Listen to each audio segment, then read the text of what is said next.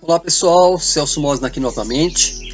Hoje eu quero falar um pouco sobre a ingestão e consumo de álcool e quais as implicações do mesmo dentro do nosso corpo. Não vou dar conotação de bom ou ruim em todos os processos que citarei aqui, mas deixarei para que o querido ouvinte tome as suas próprias conclusões. Então vamos lá. Depois de ingerido uma dose da substância, a absorção é rápida. Depois de 5 minutos já está atuando em nosso organismo, falando em termos de processos químicos, é claro. Esta absorção se dá 20% no estômago e 80% no intestino. O pico do efeito do álcool varia muito entre homens e mulheres, mas na média temos em torno de 30 a 60 minutos de pico e demora de 6 a 9 horas para eliminá-lo do nosso organismo. Até aqui tudo bem. Daqui para frente vamos mostrar os seus efeitos. Lembrando que as pessoas que gostam de beber e também manter o corpo saudável, temos que falar sobre as calorias do álcool, que ficam em torno de 7,1 kcal, que está acima das calorias dos carboidratos, que são tão demonizados pelas pessoas, e está abaixo das calorias das gorduras. Antes de iniciar o processo, quero fazer um comentário rápido sobre a ingestão de álcool pelas gestantes. Cabe salientar que a substância atravessa a membrana placentária e consegue chegar no feto com a mesma proporção que chega na mãe. A única diferença é que esta mãe pode pesar em torno de 60 a 70 quilos, em média. E a criança em si deve ter no máximo 1,5 kg. Imagine então o resultado disso. Além disso, esta mãe deve se alimentar o melhor possível, não podendo de forma nenhuma consumir essa substância. Isso vou deixar claro aqui. O álcool é considerado uma bebida bifásica, pois age no nosso organismo em duas etapas distintas. A primeira etapa age liberando através dos canais de cálcio, gerando assim a chamada dopamina, que o próprio nome diz, deixa a pessoa dopada. Ela se sente mais leve e empoderada, se soltando mais do que o normal, tirando um pouco daquela timidez natural. Um exemplo normal de se observar é quando a pessoa chega em casa depois de um dia cansativo de trabalho, abre uma garrafa de qualquer produto que contenha álcool, como vinho, uísque, etc., para se sentir mais feliz. Essa é a sensação que, em primeira instância, devido ao aumento da dopamina.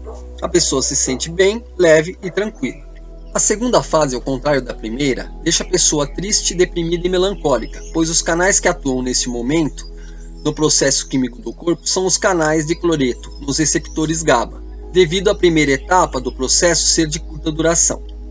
Cabe salientar aqui que as mulheres têm mais sensibilidade ao álcool do que os homens, pois elas possuem em menor quantidade as enzimas ADH, que são chamadas de álcool desidrogenases, que são as enzimas que fazem o trabalho da retirada da substância no estômago. A gliconeogênese é uma rota alternativa para a geração de ATP, energia, onde o organismo que é realizada no fígado, e ela começa quando o nosso estoque de energia pelas vias normais termina. Só que o álcool que se encontra no fígado devido a todo o processo de ingestão, ele promove a inibição desta gliconeogênese, sendo assim quando a energia da última refeição da pessoa que saiu para a balada e que não comeu mais nada e continua a ingerir o álcool, ela vai começar a ter menos energia, gerando assim o coma alcoólico, onde as vias de geração de energia para o corpo terminam, sem ter de onde tirar. Quando essa pessoa chega nessa situação, é levada para o hospital para tomar o chamado soro com glicose, aumentando a quantidade de formação de ATPs, energia, fazendo com que a energia do corpo volte ao normal. Quando o álcool chega em nosso fígado através da enzima ADH, ela se transforma em etanol ou ácido aldeído, que atua dentro do fígado nas células do hepatócito, que são as células que formam o fígado. Esse acetaldeído, que vamos considerar aqui, é a parte mais perigosa do álcool. Vai atuar nos hepatócitos fazendo uma peroxidação lipídica, promovendo uma inflamação do fígado que depois de algum tempo se transforma em fibrose. Além de causar danos ao seu fígado, o acetaldeído tem o poder de atravessar a membrana hematoencefálica. Isso significa que ela consegue entrar dentro do nosso cérebro, causando uma inflamação que é considerada por nós com o nome de ressaca, dor de cabeça ou enxaqueca, que temos no dia seguinte, após a ingestão da bebida alcoólica em excesso. Até agora, será que está valendo a pena esses 30 minutos de euforia? Será mesmo? Então vamos continuar. O nosso amigo acetaldeído continua a circular pelo corpo e, através de uma enzima chamada aldeído desidrogenases, vai se transformar em ácido acético. Tanto a enzima ADH como a enzima aldeído DH, para elas funcionarem, elas consomem um subproduto da vitamina B3, que é a niacina. Voltando ao ácido acético, ao entrar nas células, ela vai se transformar em acetil-CoA, que também vai se transformar em ATP, energia, num processo parecido com o da glicose, mas por uma outra via diferente. É por isso que quando a pessoa começa a beber, ela já não tem fome, pois essa via fornece energia para o corpo, mas como o organismo não consegue absorver todo esse ATP que está sendo gerado, ela vai se transformar por uma outra via em ácido láctico, que depois vai se transformar em lactato. Com a formação do lactato, o ácido láctico perde um radical livre, um H1, um H+, fazendo com que dentro do nosso fígado se inicie uma acidificação. Com isso, as enzimas hepáticas começam a ter dificuldade de trabalhar, causando assim uma pane hepática. Isso no fígado. E no sangue vai ocorrer a mesma coisa, transformando o ácido acético em acetato, liberando também desta forma mais um íon, H+, tornando assim o sangue mais ácido que o normal, ativando algumas das enzimas de coagulação, fazendo com que o sangue circule com mais dificuldade pelo corpo. Isso gera a formação do chamado edema nas pernas, que como exemplo seriam as pernas inchadas. O acetato é um quelante natural de alguns minerais como o sódio e o potássio. No caso do sódio, vão gerar aquela vontade de urinar com mais frequência. O potássio em si está ligado diretamente ao cérebro, fazendo com que o indivíduo fique mais lento, pois na verdade está lesando o próprio cérebro com aquela ação do potássio, quer dizer, retirando o potássio do organismo. Isso é percebido não importando se a pessoa está alcoolizada ou não, começa a lesar o cérebro ficando assim mais lenta, mesmo sem os efeitos da droga. Cabe salientar que todas essas reações que estou explicando aqui vão acontecer quando você ingere a substância, não importando a quantidade. Além das questões do lesionamento do cérebro, quanto maior o consumo da substância, além de continuar lesando o estômago e o intestino, temos lesões que comprometem a absorção das vitaminas do complexo B. Uma específica, que é a B1, a tiamina, que ajuda na formação do ATP, energia para o corpo. A falta desta vitamina gera uma síndrome chamada de Wernicke-Korsakoff, que nada mais é que um tipo de demência, levando a pessoa que consome muito álcool à perda de memória no final de sua vida. Será que até este momento está valendo a pena o consumo dessa substância? Então vamos falar agora um pouco a nível dessa garotada que gosta de ter o corpo em forma e com boa massa muscular. Lembra das duas enzimas que comentei que consumiam a vitamina B3? Temos um complexo enzimático, que são um complexo de enzimas que aumentam a síntese de esteroides no corpo.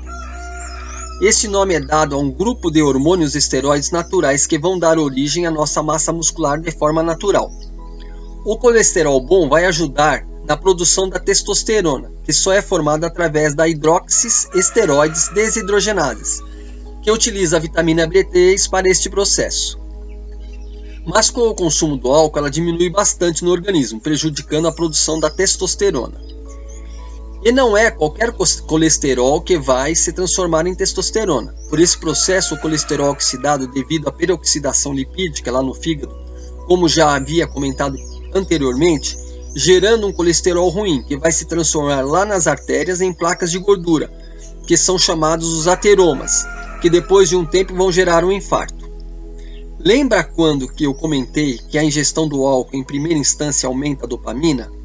Isso na primeira fase. Na segunda fase, quando entra a melancolia, a dopamina diminui, fazendo aumentar a produção de prolactina no organismo, gerando assim a diminuição da produção de dois hormônios que agem nos testículos, ocasionando assim menos produção de testosterona.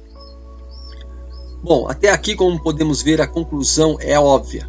Depois de todos esses processos bioquímicos que o álcool gera em nossos organismos, percebendo que aquela frase de tomar um cálice de vinho todos os dias faz bem para o coração é apenas um mito e não traz benefícios nenhum ao nosso organismo. Muito pelo contrário, o consumo do vinho com a parte da frutose sem a fibra da uva misturada a uma macarronada ou pizza aumenta ainda mais os níveis de carboidratos no organismo, trazendo mais malefícios do que benefícios para o nosso corpo. As mulheres que costumam consumir álcool diariamente e usam contraceptivos hormonais terão muito mais problemas de celulite e varizes nas pernas do que as mulheres que não utilizam dessa substância. Chegamos aqui então à conclusão de que de nenhuma forma é viável o consumo dessa substância, que é tão aclamada pelas pessoas no mundo todo.